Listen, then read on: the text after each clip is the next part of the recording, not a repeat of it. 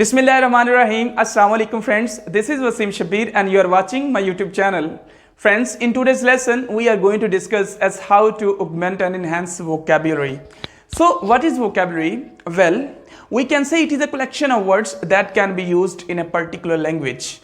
To remind you, whenever you learn a word, you not only add that word to your vocab bank, but you also learn three things about that word: its meaning, its pronunciation as well as its spellings.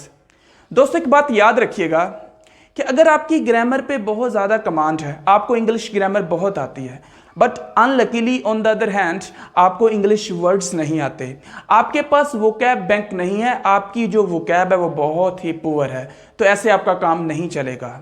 इस तरह आप ना तो English में fluently बात कर सकोगे और ना ही आप प्रॉपरली इंग्लिश में कुछ लिख सकोगे। And on the other hand जिनकी ग्रामर, ऐसे लोग जिनकी ग्रामर तो बिल्कुल पुअर है, उनको ग्रामर पे कोई कमांड नहीं है, but luckily they have stock of English words, उनको इंग्लिश वर्ड्स आते हैं, राइट। उनकी वोकैब है जो वो बहुत स्ट्रॉन्ग है, उनकी वोकैब बैंक बहुत हाई है, तो ऐसे में उनका काम चलेगा नहीं, बिलीव मी उनका काम दौड़ेगा और उनकी स्पीकिंग एंड राइटिंग कमाल की होगी। कभी आपने ऑब्जर्व किया कि जब एक बच्चा पैदा होता है तो वो सबसे पहले वर्ड सीखता है? कभी उसने ऐसा किया कि किसी से ग्रामर सीखी हो? सबसे पहले वो वर्ड सीखता है अपनी फैमिली से, अपने पेरेंट्स से, अपने इन्वायरमेंट से, फिर वो बोलता है। उसने कोई ग्रामर नहीं सीखी होती। लाइकवाइज इंग्लिश नेटिव्स हैं जो, they speak English fluently but they don't know anything about grammar. Even कि हम उर्दू में बात करते हैं तो हमको उर्दू ग्रामर नहीं आती, बट हम उर्दू में बात कर लेते हैं। तो यहाँ ये चीज़ वाज़ेह हो जाती है कि अच्छी इंग्लिश लिखने के लिए, अच्छी इंग्लिश बोलने के लिए ग्रामर का आना ज़रूरी नहीं है। आपके पास अल्फाज होने चाहिए, आपकी वोकैब का होना, आपकी अच्छी वोकैब का होना बहुत ज़रूरी है और इसकी बहुत ज़्यादा इंपॉर्टेंस है।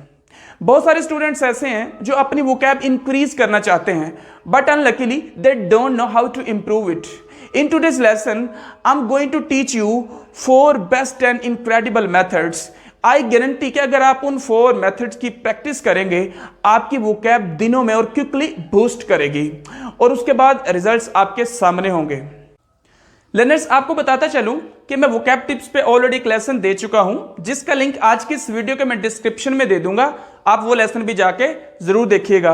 और अगर आप चाहते हैं कि आपको इस तरह के इंपॉर्टेंट लेसन्स की अपडेट्स टाइमली मिलती रहें, तो आप काइंडली मेरे चैनल को जरूर सब्सक्राइब करें एंड घंटी के बटन को दबा दें। आज के इस लेसन को पूरा जरूर देखिएगा, बीच में स्विच मत करिएगा। It is very important especially for those who want to expand their vocabulary. So let's start it. Okay learners, हमारा जो फर्स्ट मेथड है वो है learning words through parts of speech. देखिए, आप इंग्लिश में जब भी कोई न्यू वर्ड लर्न करते हैं, कोई वर्ड सीखते हैं, तो आप उस वर्ड को मल्टीपल वेज में यूज करते हैं। माना कि आपने एक वर्ड लर्न किया, वो है डेजर्ट। देखिए, डेजर्ट को आप इधर 2 वेज में यूज करेंगे। फर्स्ट है इसका नाउन, सेकंड वर्ब। नाउन क्या है? डेजर्ट, एक आम सहारा या सहरा वगैरह, और इसका जो वर्ब है वो है डेजर्ट, किसी को छोड़ देना। तो आप इस तरह according to the context word को यूज करेंगे, नाउन में, एडवर्ब में, एडजेक्टिव में, एज वेल एज इसके वर्ब में। तो इस सारे प्रोसेस को कहते हैं कॉन्टेक्चुअलाइजेशन ऑफ वर्ड्स। इस तरह आपकी वोकैब है जो बहुत जल्दी बूस्ट करेगी। तो आपकी अंडरस्टैंडिंग के लिए मैंने इधर एक एग्जांपल लिया है, मैं उधर से आपको ये इनकलकेट करने की कोशिश करता हूं। जैसे मेरे पास पार्ट्स ऑफ स्पीच के 4 पार्ट्स मैंने लिए। फर्स्ट इज वर्ब, उसके बाद है noun, then adjective and adverb. अब हमारे पास एक वर्ड आपने माना लर्न किया, वो है क्रिएट। क्रिएट क्या है आपको पता होना चाहिए। पार्ट्स ऑफ स्पीच पे आपकी थोड़ी बहुत कमांड और इससे रिलेटेड आपकी अवेयरनेस जरूर होनी चाहिए। तो हमारे पास वर्ड है क्रिएट, आपने क्रिएट सीखा। अब आप इस ओनली सिंगल वर्ड पे ही कन्फाइन ना रहे। अगर आपने क्रिएट सीख लिया, आप इसी पे ही स्टिक हो गए, तो आपने एक वर्ड लर्न किया। आप कोशिश करें इस क्रिएट का नाउन क्या है, इसका एडजेक्टिव क्या है, एडवर्ब क्या है, वो 3 वर्ड्स भी आप लर्न करें। इस तरह आप 4 वर्ड्स यूज करेंगे। 4 वर्ड है जो लर्न करेंगे। जैसे क्रिएट वर्ब है, इसके नाउन क्या है, इसी वर्ड में आपने थोड़ी बहुत एडिशन एंड डिलीशन करनी है और आपकी वोकैब में एक्सपेंशन आएगी। इसका नाउन है creation.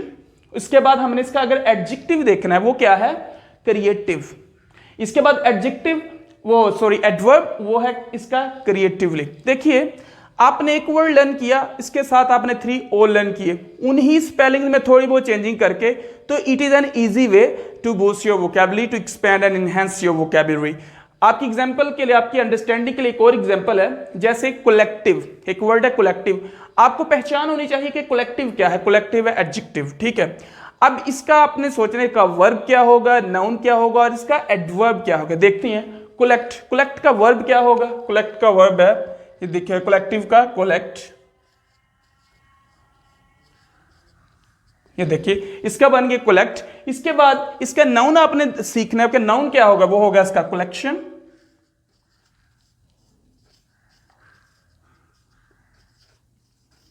And at the end आपने देखना इसका एडवर्ब क्या बनेगा, वो बनेगा कलेक्टिवली।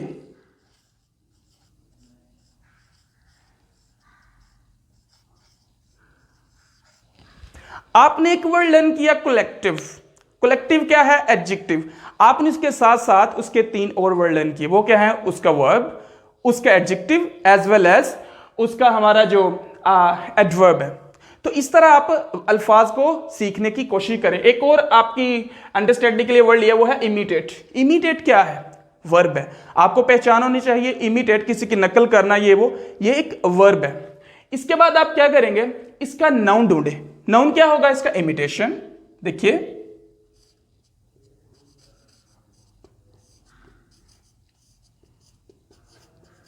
इमिटेशन। इसके बाद इसका एडजेक्टिव क्या है, वो होगा इसका इमिटेटिव।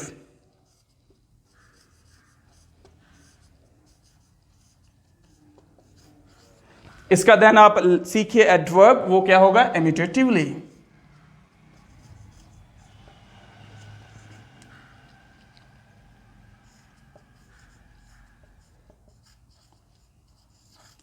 तो इधर से ये प्रूव होता है कि आप रोज 10 वर्ड्स लर्न कर रहे हैं, तो इस तरह आपके 10 वर्ड्स ही रहेंगे। लेकिन अगर आप इस मेथड से, इस प्रोसेस से वर्ड्स को लर्न करेंगे, आप इजी भी रहेंगे, आपकी वोकैब भी बड़ी जल्दी बूस्ट करेगी, ऑगमेंट होगी, बहुत जल्दी एग्रेंडाइज होगी। यानी कि आपने एक वर्ड लर्न किया, उसके 3 और लर्न करें, 4 वर्ड्स। अगर आप 10 वर्ड लर्न कर रहे हैं तो आपके 40 वर्ड्स डेली इजाफा होगा। तो it is A best method, आप इसकी जरूर प्रैक्टिस करिएगा। हमारा जो मेथड नंबर 2 है, वो है learning words through root words. Very important. Root words believe me हमारे लिए इतने हेल्पफुल हैं कि हम इनके जरिए अपनी वोकैब है ना, जो दिनों में बहुत अप लेके जा सकते हैं, बहुत ज्यादा इसमें बूस्ट एंड एक्सपेंशन लेके आ सकते हैं। तो आपकी अंडरस्टैंडिंग के लिए इधर मैंने कुछ एग्जांपल्स ली हैं, तो आपको मैं समझाता हूं कि रूट वर्ड से हम कैसे है जो न्यू वर्ड जनरेट कर सकते हैं, न्यू वर्ड सीख सकते हैं, कैसे हम एक से ज्यादा रोजाना वर्ड सीख सकते हैं और हमारा जो टारगेट है बहुत जल्दी अचीव भी हो जाएगा। देखिए रूट वर्ड्स को लेके मैंने इसको 4 पार्ट्स में ना डिवाइड किया है। फर्स्ट आता है हमारा प्रीफिक्स, उसके बाद इसकी middle, then fix and then both. देखिए हमारा, मैं आपको समझाता हूं इधर अपना सबसे पहले प्रीफिक्स है। प्रीफिक्स क्या होता है, फिक्स क्या होता है? कोई भी वर्ड है उसके जो स्टार्ट पे मिलते जुलते 3 या 4 लेटर्स होंगे, वो होते हैं प्रीफिक्स। उसी वर्ड के मिलते हुए सेम, होमोजीनियस, हेट्रोजीनियस नहीं, मिलते जुलते सेम वर्ड, फेमिलियर लेटर्स हैं जो होंगे एट द एंड 3 to 4, वो क्या होंगे? सफिक्स। जैसे ये आप देख सकते हैं, जेक्ट जेक्ट जेक्ट आ रहा है, इधर देख सकते हैं सरकम से सबसे पहले ये सरकम आ गया, ठीक है। इसके बाद बोथ का क्या मामला है, मिडल का क्या मामला है, सॉरी, मिडल में ऐसा होता है कि मिलते जुलते, homogeneous, same, okay, very similar words है ना, जो कुछ लेटर्स वो मिडल में आते हैं किसी भी सेंटेंस। जैसे इधर स्ट्रक्ट है, ये देखिए स्ट्रक्ट आ गया सब में। उसके बाद है अपना prefix and suffix, both case आ जाते हैं कि एक वर्ड है उसमें प्री भी है और सफिक्स भी, दोनों चीजें आ जाती हैं। तो आपने इस प्रोसेस से वोकैब है जो इनहेंस करनी है, तो हमारे पास सबसे फर्स्ट आता है प्रीफिक्स। इसके लिए हमने एक वर्ड माना कि आपने लर्न किया, वो है सरकम। सरकम से आपने वर्ड लर्न किया सरकमवेंट। सरकमवेंट का मतलब होता है धोखा देना, डिसीव करना किसी को। देखिए आपने इधर वर्ड लर्न के लिए सरकमवेंट, आपकी कोशिश क्या होना चाहिए कि आपने फर्स्ट जो लेटर्स है ना सरकम के, ये सरकम के जो लेटर्स हैं आपने इनको तो सीख लिया, आपने अब ट्राई क्या करनी है, आपके पास बुक्स हैं, आपके पास डिक्शनरीज हैं, आपके मोबाइल में डिक्शनरीज हैं, आपके पास नेट अवेलेबिलिटी है, आपने कोशिश करनी है सरकम के आगे मिलते जुलते जितने भी वर्ड्स हैं उनको भी लर्न कर लें, क्योंकि हाफ वर्ड तो आप ऑलरेडी प्रीफिक्स में यूज कर चुके हैं, लर्न कर चुके हैं। अब उसका एंडिंग पार्ट है वो थोड़ा बहुत डिफरेंट होगा, लेकिन आपके लिए ईजी होगा to memorise it, to learn it. तो ये बड़ा अच्छा मेथड है। आपके पास सरकम है, आप सरकमवेंट यूज किया तो आप सरकम से आगे और वर्ड लर्न करें। जैसे सरकम के बाद आपने स्टांस लगा दो, सरकमस्टेंस बन जाएगा, जैसे हालात। उसके बाद सरकमस्पेक्ट, देखिए सर PECT पैक्ट लगाने से मोहतात बन जाएगा। आपने एक न्यू वर्ड लर्न कर लिया, मोहतात। उसके बाद सरकमफेरेंस, सरकम के आगे फेरेंस लगाने से उसका मुहित, दायरा, एक न्यू वर्ड आपने, यानी कि सरकम के आगे ही नई चीजें लगाने से थोड़े थोड़े लेटर्स आप नए वर्ड लर्न कर रहे हैं, आपकी जो वोकैब है उसमें एक्सपेंशन आ रही है। और हमारा लास्ट पे है सरकम नेविगेट, दुनिया के समंदरों की सहरी करना, यानी कि बहरी समंदर के जरिए सफर करना, उसको कहते हैं सरकम नेविगेट। बात इधर ये पैदा होती है कि आपने सरकम के जरिए कितने वर्ड्स लर्न कर लिए हैं। अब आपको इधर मैं एक और एग्जांपल के तौर पे समझा देता हूं। जैसे मैं एक वर्ड है एम्बिशियस, ये देखिए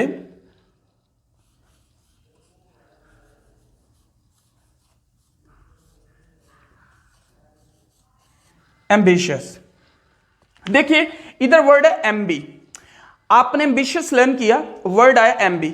आप एमबी से अब दूसरे वर्ड लर्न करने की कोशिश करें। कैसे? एमबी, जैसे एम्बिग्यूटीज हम पढ़ते हैं ना, एम्बिग्यूटी, एमबी से एम्बिग्यूटीज, एमबी से एम्बीडेक्स्ट्रस, एमबी से एम्बीवलेंट। तो कितने वर्ड्स लर्न हो रहे हैं आपके। हमारा उसके बाद है केस मिडल केस।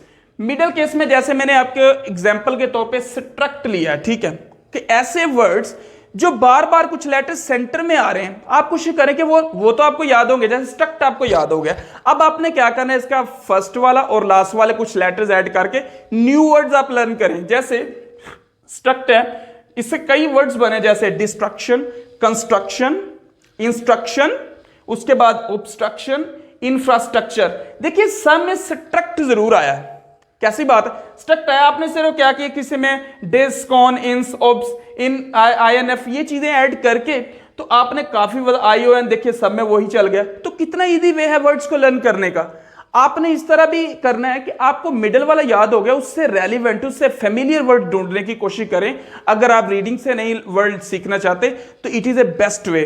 और इसके बाद अगर मैं आपको इसकी एग्जाम्पल दूं, जैसे इधर एक वर्ड है जेक्ट, आप जेक्ट सेंटर में लेकर, जैसे कॉन्जेक्चर, ठीक है, कि किसी को गेस करना, कॉन्जेक्चर करना है। डिजेक्टेड, जेक्ट सेंटर में आ गया, गमगीन को बोलते हैं। तो इस तरह आप इस तरह मिडल वाले वर्ड से भी अपनी वोकैब है जो इंक्रीज कर सकते हैं। हमारा नेक्स्ट वर्ड है वो है सफिक्स, वेरी इंपॉर्टेंट। पहले हमने पढ़ा prefix, then middle, start, middle, उसके बाद एंड पे आ गए। इधर हम बात कर रहे हैं सफिक्स की, ठीक। सफिक्स में क्या होता है, सिमिलर जो लेटर्स हैं वो at the end of the words आते हैं, ठीक है। जैसे इधर मैंने वर्ड लिया जेक्ट, और जेक्ट सबके एंड पे आया हुआ है, जैसे इंजेक्ट, प्रोजेक्ट, ऑब्जेक्ट, इजेक्ट। तो इस तरह आप वर्ड्स को याद करें। जेक्ट का तो आपको पता लग गया, अब आपने इनके साथ थोड़े बहुत जो लेटर्स ऐड करके आपने ज्यादा से ज्यादा वर्ड्स लर्न करने हैं। तो it is also a good way. हमारे पास एट द एंड है both case, prefix and fix, ऐसे वर्ड्स जिनमें दोनों प्री भी आ जाएं और फिक्स भी आ जाएं। आप वो वर्ड्स लर्न करने की कोशिश करें, क्योंकि उनमें आपको प्री जो है ना, prefix as well as suffix वो तो सेम होंगे, ठीक है ना।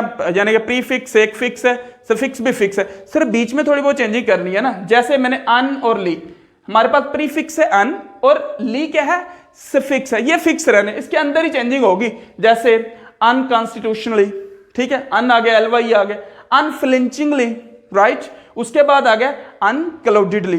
तो ये बड़ा ही अच्छा वे है अपनी वोकैब को बूस्ट करने का। अब मैं आपको बताता चलूं कि आप ये जितने भी वर्ड्स हैं, ठीक है, आप लर्न करते हैं, आप इन वर्ड्स को डिफरेंट, यानी कि पार्ट्स ऑफ स्पीच जो मैं ऑलरेडी आपको ऊपर एक्सप्लेन कर चुका हूं, नाउन, वर्ब, उसके बाद adjective as well as adverb, आप उनमें भी इनको ट्राई करें। इस तरह आपके और वर्ड्स में इजाफा होगा, आप उनमें इसको प्रैक्टिस करें। जैसे माना कि ये सारे वर्ड्स हैं ना, जो इनको आप डिफरेंट वे में अपना प्रैक्टिस, अगर आपने नाउन सीखा है उसको वर्ब में वर्ब सीखा है, उसको एडजेक्टिव में एडजेक्टिव सीखा है, आपने उसको एडवर्ब में, आप इनको प्रैक्टिस कर सकते हैं। जैसे आपने एक वर्ड लर्न किया सरकमवेंट, एक तो आपने सरकमवेंट से इधर 5 वर्ड्स लर्न किए, राइट। आपने अब आपने क्या करना है, इधर आपने पहले तो आपने सरकम खाली लर्न किया ना, इतना है आपकी वोकैब में इजाफा हुआ है सरकम का। आपने क्या करना है, सरकम से आपने वर्ड ढूंढे, सरकमवेंट, ओके, बस सरकमस्टेंस, और ये जितने वर्ड आपने 5 वर्ड्स लर्न कर ली। अब आपने क्या करना है, अपने आप इन हर वर्ड के फर्दर इन्हीं से मिलते जुलते 3 और वर्ड लेने हैं। अगर ये आपका एडजेक्टिव है, नाउन है, वर्ब है जो है, उनके जो रेस्ट ऑफ द वर्ड्स है वो आपने ढूंढने। जैसे हमारे पास सर्कमवेंट है, आप कोशिश करें, सर्कमवेंट तो आपने एक वर्ड है, इसके आपने लर्न कर लिया। अब आप इसका क्या करें, इसका नाउन लें, जैसे सर्कमवेंशन।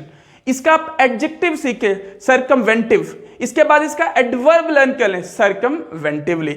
इस तरह क्या होगा, आपने 5 लर्न किए, 3 और लर्न करेंगे तो क्या होगा, आपके अल्फाज में एक वर्ड की वजह से 20 अल्फाज का इजाफा हो रहा है। It is a big thing, it is really a big thing and more practising it is for you, more okay important and more helping for you. अगर आप इसकी प्रैक्टिस करते हैं, ये इस मेथड को बिलीव मी, मैंने अपनी वोकैब इनहेंस करने के लिए इसकी बड़ी प्रैक्टिस की है, रूट वर्ड्स की, और इनकी बहुत ज्यादा हमारी लाइफ में इंपॉर्टेंस है। आप इसकी जरूर प्रैक्टिस करिए, इससे आपकी वोकैब बहुत जल्दी बूस्ट होगी।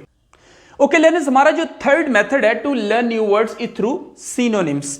देखिए लर्नर्स, आपने एक वर्ड लर्न किया, अब आप क्या ट्राई करें, आप ट्राई करें कि उससे मिलते जुलते जो सेम मीनिंग देते हो उस वर्ड के जो आपने लर्न किया, इस तरह के वर्ड्स एक्सप्लोर करें, सर्च करें और ज़्यादा से ज़्यादा लर्न करें। आप इस पर्पस के लिए थिसारिस भी यूज़ कर सकते हैं और गूगल पे अवेलेबल हो सकता है, उसके बाद आपके माइक्रोसॉफ्ट ऑफिस में भी होगा ये।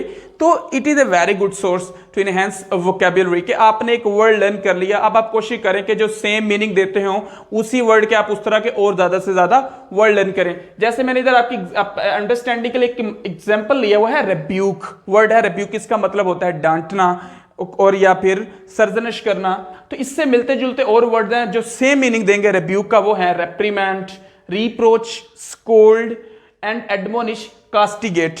एक और आपकी ओके अंडरस्टैंडिंग के लिए, जैसे एक वर्ड एक्सीलेंट, आपने वर्ड लर्न किया एक्सीलेंट, आप इस कोशिश करें कि एक्सीलेंट का जो सेम मीनिंग देते होंगे और भी वर्ड्स लें, लर्न करें, जैसे मार्वेलस, फंटेस्टिक, इसके बाद स्टुपेंडस, टर्निंग, प्रोडिजियस, बहुत ज्यादा वर्ड है, स्प्लेंडेड एक्सेट्रा। आप इस वे में अपनी वोकैब है जो बहुत जल्द एंड क्विकली इनहेंस कर सकते हैं। हमारा जो आज का third and fourth and very important method है वो है लर्निंग वर्ड थ्रू वोकैबुलरी।